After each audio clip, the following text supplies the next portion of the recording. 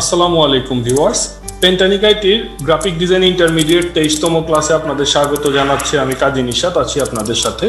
Viewers, আমাদের আজকের ক্লাসটি একটি থিওরি ক্লাস। আপনারা অবশ্যই জানেন যে কোনো বিষয় ভালোভাবে শিখতে গেলে থিওরি এবং প্র্যাকটিক্যাল দুইটি প্রয়োজন হয়। তো আমাদের যদিও বেশিরভাগ ক্লাসই হয় প্র্যাকটিক্যাল ক্লাস, কিন্তু পাশাপাশি থিওরি বিষয়গুলো যদি আমরা না জানি তাহলে আমরা অবশ্যই একজন ভালো মানের প্রফেশনাল ইন্টারন্যাশনাল কোয়ালিটির গ্রাফিক ডিজাইনার হিসেবে আসলে আত্মপ্রকাশ করতে পারবো না। দ্যাটস ওয়াই আমি প্রয়োজনীয়তা অনুভব করেছি যে থিওরিক্যাল বিষয়গুলো, যে বেসিক প্রিন্সিপাল বা বেসিক গ্রামারের যে ব্যাপারগুলো ডিজাইনের ক্ষেত্রে আপনাদের মিস্টেক হয়, সে ব্যাপারগুলো নিয়ে আমি একটা ক্লাস দেওয়ার চেষ্টা করেছি, যাতে করে আপনাদের বেসিক প্রিন্সিপালগুলো, স্কিলগুলো ডেভেলপ করে, যেই জিনিসগুলো আসলে মেনটেন করা উচিত। ভিউয়ার্স, আমি এই ক্লাসে আমার পূর্বের একটা কথাকে অবশ্যই ওভাররেট করবো। আমি একটা জিনিস মাঝে মধ্যে বলে আসি যে ডিজাইনের আসলে কোনো ভুল নেই।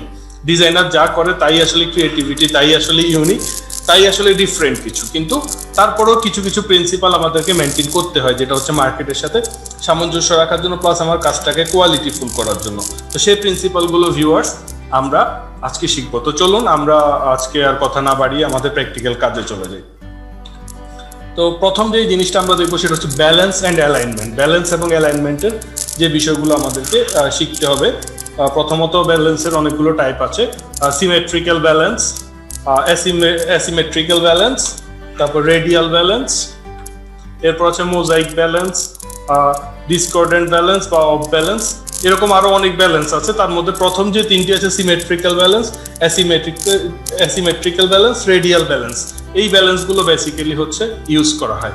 ওকে, তো আমরা এখানে প্রথমে দেখতে পাচ্ছি সিমেট্রিক্যাল ব্যালেন্স। সিমেট্রিক্যাল ব্যালেন্স হচ্ছে অনেকগুলো অবজেক্ট বা দুইটি অবজেক্ট পাশাপাশি রেখে হরিজন্টাল এবং ভার্টিক্যাল একই ধরনের একটা ব্যালেন্স তৈরি করা। ভিউয়ার্স, আপনারা এই যে টাইটানিকের যেই অ্যাডটা আছে এটার মধ্যে দেখতে পাচ্ছেন, বাম পাশে এসে দেখেন জাহাজের এই শিপের এই অংশটা বাম দিকে নিচের দিকে নেমে যাচ্ছে, সেম ভাবে আবার ডান দিকেও নিচের দিকে নেমে যাচ্ছে, পাশাপাশি দুইটা ফেস একই রকম। এটা একটা ব্যালেন্স তৈরি করেছে। ভিউয়ার্স, আমাদের যে হিউম্যান বডি আছে আপনারা দেখতে পাবেন, আমাদের ডান পাশে যেমন আছে ডান হাত, ডান পা বা ডান কান, ডান চোখ, সেম ভাবে বাম পাশে একই রকম। এটাও কিন্তু একটা সিমেট্রিক্যাল ব্যালেন্স আমাদের হিউম্যান বডি। এখানে আমি কিছু এক্সাম্পল দেখিয়েছি ভিউয়ার্স। তো আমরা কাজ করার সময় এই সিমেট্রিগুলো যদি মেনটেন করি তাহলে আমাদের কাজগুলো অনেক বেশি সুন্দর হবে, অনেক বেশি আকর্ষণীয় হবে। তো এরপর আসি আমরা সিমেট্রিক্যাল ব্যালেন্সের এখানে আরো কিছু এক্সাম্পল আমরা দেখতে পাচ্ছি। এটা একটা ওয়েব টেমপ্লেট ডিজাইন। ভিউয়ার্স, অনেক সুন্দর প্রফেশনাল ইন্টারঅ্যাক্টিভ একটা ইউজার ইন্টারফেস ডিজাইন এখানে দেওয়া হয়েছে। তো এই ইউজার ইন্টারফেসে আমরা দেখতে পাচ্ছি নিচে দেখেন আপনারা অরেঞ্জ এবং যেই ডার্ক কালার, এটা ব্লু এবং ব্ল্যাকের মাঝামাঝি, এই কালারটার একটা কিন্তু সিমেট্রি এখানে মেনটেন করা হয়েছে। আপনারা দেখতে পাচ্ছেন এই যে সার্টিফাইড টিচার যে উইন্ডোটা আছে এটার সাথে সেম ভাবে মিল আছে বুক এবং লাইব্রেরি। একইভাবে স্পেশাল এডুকেশন এবং স্পোর্টস ক্লাব, এই দুটিও মিল আছে। এখানে ভিউয়ার্স দেখতে পাচ্ছেন আপনারা এই যে টাইটেলগুলো একই অ্যালাইনে ইউজ করা হয়েছে। ভিউয়ার্স, অ্যালাইনমেন্ট খুবই ইম্পর্টেন্ট। আবার এখানে দেখেন আমরা উপরে নিচে সেন্টার অ্যালাইনমেন্ট ইউজ করা হয়েছে। আমরা অ্যালাইনমেন্ট যদি প্রপারলি মেনটেন না করি জিনিসটা সুন্দর হবে না, ঠিক আছে? আবার দেখেন এই যে টাইটেল, সবগুলো টাইটেল একই ফন্ট, একইভাবে বোল্ড ইউজ করা হয়েছে। আবার সেম ভাবে নিচের কন্টেন্টও সেম ভাবে একই ফন্ট, একই অ্যালাইন, সবকিছু সেম ইউজ করা হয়েছে। এখানেও একটা প্রপার সিমেট্রি কিন্তু ভিউয়ার্স মেনটেন করা হয়েছে। তো এই জিনিসগুলো আমরা আমাদের ডিজাইনে মেনটেন করলে আমাদের ডিজাইনগুলো অনেক সুন্দর, অনেক ইউনিক হবে। আমরা দেখি আপনারা ডিজাইন করেন অনেক এলোমেলো হিজিবিজি ধরনের ডিজাইন। এই জিনিসগুলো যাতে আমাদের না হয় সেই জন্য আসলে বেসিক্যালি আজকের ক্লাসটি। ওকে, এরপর আসেন এখানে দেখেন সিমেট্রিক্যাল ব্যালেন্সের আরো এক্সাম্পল আমরা দেখতে পাচ্ছি। যে এখানে আপনারা দেখতে পাচ্ছেন এই যে এখানে দেখেন টাইটেলটা একটা ব্যাকগ্রাউন্ড দিয়ে হাইলাইট করে দেওয়া হয়েছে, সেম ভাবে পরের টাইটেল হাইলাইট করা হয়েছে, এখানেও করা হয়েছে, এখানেও করা হয়েছে। সবগুলোর ভিতরে একটা কিন্তু স্ট্রাকচার মেনটেন করছে। এখানে যে ফন্ট ইউজ করা হয়েছে, এখানে ব্যাকগ্রাউন্ডের কারণে কালারটা হোয়াইট ইউজ করা হয়েছে, কিন্তু font style, font size, alignment সবকিছু প্রপার সেম ইউজ করা হয়েছে ভিউয়ার্স, বাম পাশে এবং ডান পাশে। আবার এখানে দেখেন অ্যালাইনমেন্টে কিন্তু জাস্টিফাই করে দেওয়া হয়েছে ভিউয়ার্স, যার কারণে আরো অনেক সুন্দর লাগছে জিনিসটা। এই যে অ্যালাইন জাস্টিফাই হওয়ার কারণে দুই দিকে সমান হয়ে গেছে। এখানে দেখেন ভিউয়ার্স, এখানে কিন্তু লেফট অ্যালাইনমেন্টে আছে। তো এখানে আমাদেরকে আসলে বুঝতে হবে যে কোন ডিজাইনে কোন অ্যালাইনটা সুন্দর লাগে। আমরা এটার ভিতরে যত বেশি রিসার্চ করব, যত বেশি সময় দিব, আমাদের কাজগুলো আরো সুন্দর, আরো প্রপার, আরো ইউনিক, আরো ইন্টারেক্টিভ হয়ে আসবে ইনশাআল্লাহ। এরপর আসেন আমরা অ্যাসিমেট্রিক্যাল ব্যালেন্সে দেখি আমরা ভিউয়ার্স, যেটা হচ্ছে অসমভাবে একটি সিকোয়েন্স তৈরি করা। আর এই ক্ষেত্রে ইম্পর্টেন্ট হচ্ছে আই মুভমেন্ট, মানুষের চোখ আসলে কোন দিক থেকে কোন দিকে যায়। ভিউয়ার্স, এখানে দেখেন ছোট থেকে বড় হয়ে আসছে, হ্যাঁ, এটা একটা কিন্তু সিকোয়েন্স মেনটেন করছে। আপনি প্রথমে একজন ইউজার উপরের লেখাটা পড়বে, তারপর নিচেরটা পড়বে, তারপর নিচেরটা পড়বে। সেম ভাবে এখানে আসলে কিন্তু আমরা দেখেন ভিউয়ার্স একটা সিকোয়েন্স কিন্তু মেনটেন হচ্ছে। এই দিক থেকে পড়লে এভাবে সেভাবে পড়বে অথবা এভাবে পড়বে। তো আমাদের চোখটাকে একটা দিকে হয়তো চতুর্দিকে একটা রাউন্ড ভাবে ঘুরিয়ে আনা অথবা অ্যাঙ্গেল ভাবে ঘুরিয়ে আনা, মানে মানুষের প্রথম কোন জিনিসটা চোখে পড়বে তারপর কোনটা চোখে পড়বে, এটা যদি আমরা একটু রিসার্চ করি, একটু ঘাটাঘাটি করি, তাহলে আমরা কিন্তু এই অ্যাসিমেট্রিক্যাল ব্যালেন্স গুলো আমরা ভিউয়ার্স তৈরি করে নিতে পারবো। ওকে, এরপর আসেন রেডিয়াল ব্যালেন্স। এখানে দেখেন একটা রাউন্ডের মধ্যে একটা ব্যালেন্স তৈরি করা হয়েছে। দেখেন একটা স্ট্রাকচার, তারপর আরেকটা স্ট্রাকচার দেখেন, মানে একটা প্যাটার্নের মতো মেনটেন করা হয়েছে। ভিউয়ার্স আপনারা অবশ্যই টেক্সচার প্যাটার্ন এই ব্যাপারগুলো জানেন আমাদের বেসিক কোর্স থেকে। এখানেও সেম ভাবে একটা কিন্তু রেডিয়াল একটা ব্যালেন্স তৈরি করা হয়েছে। ভিউয়ার্স এখানে কিন্তু কোনো হিজিবিজি নেই, যাই মেনটেন করা হয়েছে। যে এখানে দেখেন এটা সেম ভাবে চতুর্দিকে সেম, কোনো হিজিবিজি নেই। এই যে একটা ব্যালেন্স করা, এই ব্যালেন্সটা আমরা যত বেশি তৈরি করতে পারবো ভিউয়ার্স, আমাদের ডিজাইন তত সুন্দর, তত আকর্ষণীয় হবে। ওকে, এখন আসেন এমপেসিস।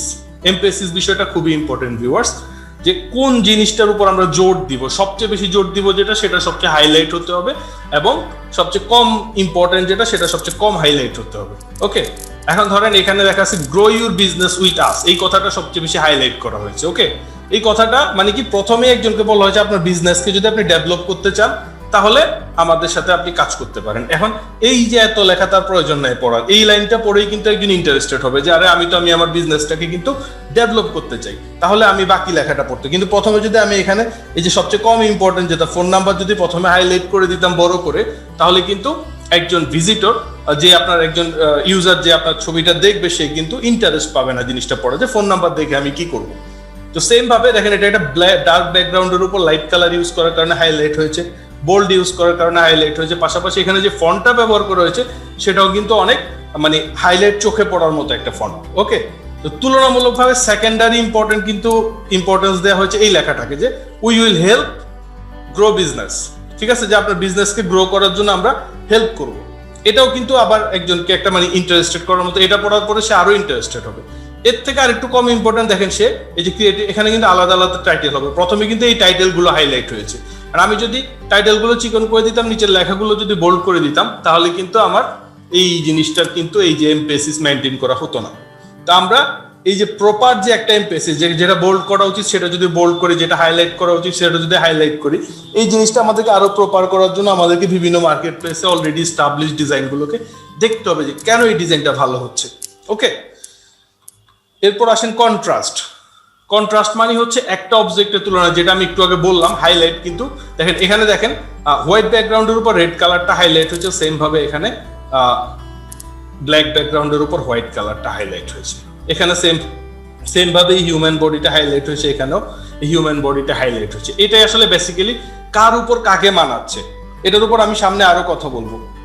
দেখেন এখানে এই যে কন্ট্রাস্টের কিছু প্রপার এক্সাম্পল দেওয়া হয়েছে, যে এটা একটা ব্যাড চয়েস, কেন আমি ব্লু, ডার্ক ব্লু এর উপর লাইট ব্লু ইউজ করছি, জিনিসটা ভালো লাগছে না।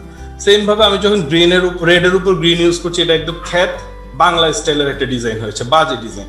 তো একদম মানে আমাদের মার্কেটে যে ধরনের নর্মাল ডিজাইন গুলো চলে, মানে সাধারণ একজন ডিজাইনার যে ডিজাইন করে জিনিসটা হচ্ছে খ্যাত স্টাইলে, কোনো প্রফেশনাল না, স্মার্ট না, কালার চয়েসটা সুন্দর না, এই ধরনের একটা ডিজাইন চলে আসছে। কিন্তু লাস্টে যেটা গুড চয়েস, এটা দেখেন কত সুন্দর লাগছে, কত স্মার্ট লাগছে, দেখতেই ভালো লাগছে। তো এটা আমরা যত বেশি ডিজাইন ঘাটবো যে কোন কালারের সাথে কোন কালারটা মানাচ্ছে, কার উপর, ডার্কের উপর লাইট ঠিক আছে, কিন্তু এই যে রেড এর উপর গ্রিন যেটা ইউজ করা হয়েছে, এটাও কিন্তু ডার্কের উপর লাইট ইউজ করা হয়েছে, তারপরেও কেন ভালো লাগছে না। এখানে কিন্তু সেম ভাবে ডার্ক গ্রিনের উপর লাইট গ্রিনটা যতটা মানিয়েছে, ডার্ক ব্লু এর উপর লাইট ব্লু কিন্তু অতটা মানায়নি। তো এই জিনিসগুলো আমাদেরকে আরো বুঝতে হবে, আরো সুন্দরভাবে আমরা ঘাটাঘাটি করে জিনিসগুলোকে সুন্দর একটা কন্ট্রাস্টে নিয়ে আসতে হবে। এখন আসেন আমাদেরকে যে প্রপোর্শন ব্যাপারটা বুঝতে হবে। প্রপোর্শন ব্যাপারটা হচ্ছে তুলনামূলক রিডেবিলিটি, যেটা আমি একটু আগে বললাম, যে বোল্ড কালার বা ব্যাকগ্রাউন্ড দিয়ে এখানে দেখেন টাইটেলটা হাইলাইট হয়ে পাশাপাশি ছবিগুলো তুলনামূলক ছোট। আমি যদি টাইটেলটা ছোট করে দিয়ে ছবিগুলো বড় করে দিতাম, তাহলে মানুষ ছবির দিকে তাকাতো, লেখাটা কিন্তু পড়তো না, তাহলে আমার প্রপার প্রপোর্শন কিন্তু মেইনটেইন হতো না ভিউয়ার্স। এরপর দেখেন আমি প্রপোর্শনের আরো কিছু এক্সাম্পল দিয়েছি। এখানে দেখেন প্রথমে গুড প্রপোর্শনের এক্সাম্পল। প্রথমে আমি কি বলছি, ব্যালেন্স এন্ড অ্যালাইনমেন্ট। হ্যাঁ, ব্যালেন্স এন্ড অ্যালাইনমেন্ট কি হয়, সিমেট্রিক্যাল, অ্যাসিমেট্রিক্যাল, এই জিনিসগুলো প্রথমে আমার মূল কথা হচ্ছে আমি ব্যালেন্স এবং অ্যালাইনমেন্ট শিখছি, তারপরে গিয়েই তো এর প্রকারভেদ কি কি। এখন আমি যদি মূল কথাটা আমার তুলনামূলকভাবে একটু বোল্ড দিয়েছি, একটু ডার্ক কালার দিয়েছি, পাশাপাশি আমার 1 2 3 4 এগুলো কিন্তু ইম্পর্টেন্ট কথা না, এগুলো দিয়ে আমি জাস্ট একটা সিরিয়াল করেছি, কিন্তু আমার মূল ইম্পর্টেন্ট কথা এইগুলো, যার কারণে আমি এগুলো একই ফন্ট ইউজ করলে একটু লাইট কালার ইউজ করেছি। ভিউয়ার্স, এটাকে একটা গুড প্রপোর্শনের এক্সাম্পল হিসেবে দেওয়া যায়। সেম ভাবে আমি যদি এখানে লাইট কালার ইউজ করি এবং ধরেন এটা বোল্ড ইউজ করলাম না, নর্মাল ইউজ করলাম, সেম ভাবে নিচের গুলো বোল্ড যদি ইউজ করি তাহলে কিন্তু জিনিসটা আমার প্রপার প্রপোর্শন মেনটেন হলো না। পাশাপাশি 1 2 3 4 5 গুলোকে আমি যদি হাইলাইট করি তাহলেও আমার প্রপার প্রপোর্শন কিন্তু ভিউয়ার্স মেনটেন হলো না। তো এই জিনিসটা আমাদেরকে বুঝে তারপর কাজ করতে হবে।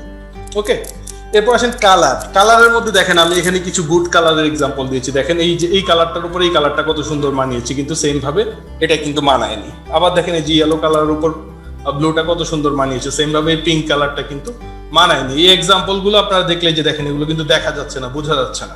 তো আমি যদি এই যে প্রপারলি এই কালার চয়েসটা করতে পারি তাহলে আমার ডিজাইনের কাজ অনেক অংশে অনেক সুন্দর হয়ে যাবে, আমার ডিজাইন সেন্স অনেক বেশি ডেভেলপ করবে।